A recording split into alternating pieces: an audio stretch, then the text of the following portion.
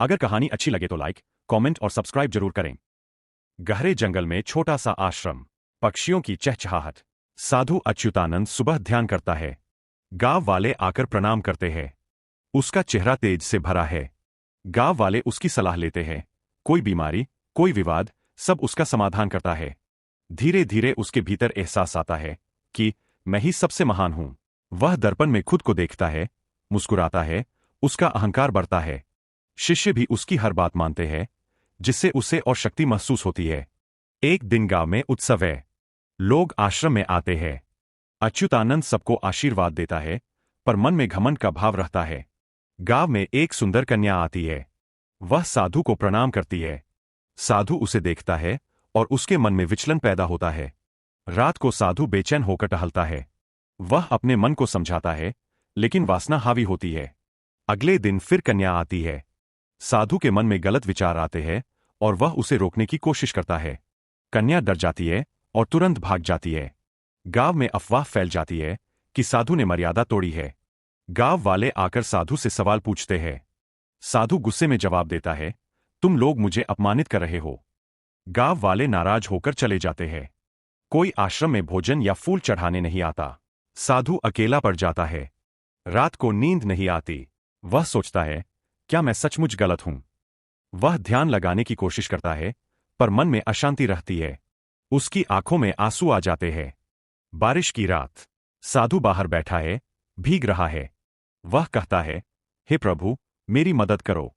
सुबह जंगल से एक बूढ़ा महात्मा आता है। महात्मा कहता है, तुम्हारे चेहरे पर अपराध लिखा है, सत्य स्वीकारो। साधु फूट फूट कर रोता है। वह अपनी गलती कबूल करता है और कहता है, मैं खुद से हार गया। महात्मा कहते हैं, गलती से बड़ा प्रायश्चित है उसे सुधारना। वे उसे कठोर तपस्या का मार्ग बताते हैं। साधु कई दिनों तक उपवास करता है। वह खुद को कड़ी अनुशासन में रखता है। मन की वासनाएं कम होने लगती है। वह शांति महसूस करने लगता है। गांव वाले देखते हैं कि साधु दुबला-पतला हो गया है। वे चुपचाप आश्रम आने लगते हैं। साधु उनसे कुछ नहीं कहता, बस ध्यान में बैठा रहता है। उसका चेहरा पहले से शांत लगता है। एक बच्चा पूछता है, गुरुजी, आप इतने चुप क्यों हैं? साधु मुस्कुराकर कहता है, मन जीतना सबसे कठिन काम है। गांव वाले प्रभावित होते हैं। वे भोजन लेकर आते हैं और साधु को खिलाते हैं। साधु सबके सामने अपनी गलती स्वीकार करता है। गांव में सन्नाटा छा जाता है। वह कहता है, मैंने पाप किया, पर अब सुधरना चाहता हूं। गांव वाले एक दूसरे की तरफ देखते हैं। गांव की कन्या आती है। साधु उसके चरणों में गिरकर माफी मांगता है। कन्या कहती है, गलती मानना ही सबसे बड़ा साहस है। गांव वाले धीरे धीरे उसे माफ कर देते हैं। साधु फिर से सेवा शुरू करता है। वह बीमारों की दवाई करता है, बच्चों को शिक्षा देता है। उसकी करुणा देखकर लोग फिर से आस्था महसूस करते हैं। आश्रम में रौनक लौट आती है। अब साधु हर दिन सबको संयम और नियंत्रण का पाठ पढ़ाता है।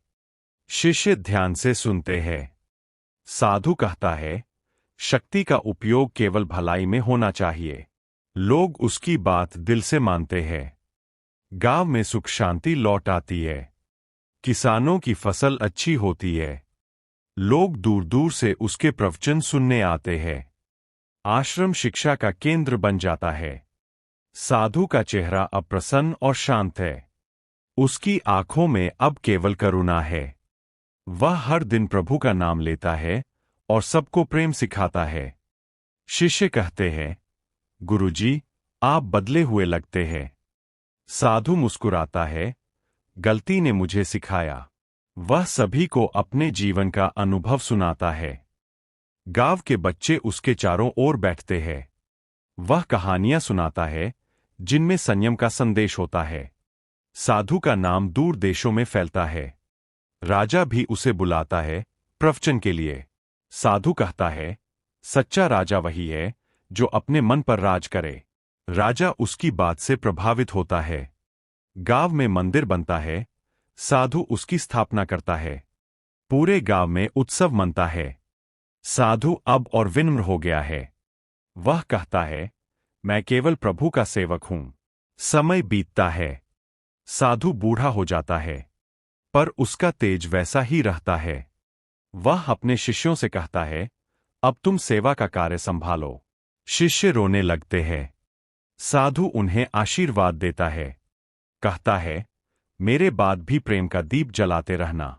साधु अंतिम बार ध्यान में बैठता है। आश्रम में शांति छा जाती है। उसका शरीर स्थिर हो जाता है। शिष्य समझ जाते हैं कि गुरु समाधि में चले गए। गांव वाले आते हैं और गुरु के चरणों में फूल चढ़ाते हैं। सबकी आंखों में आंसू होते हैं। गांव में कई दिन तक पूजा और भजन चलते हैं।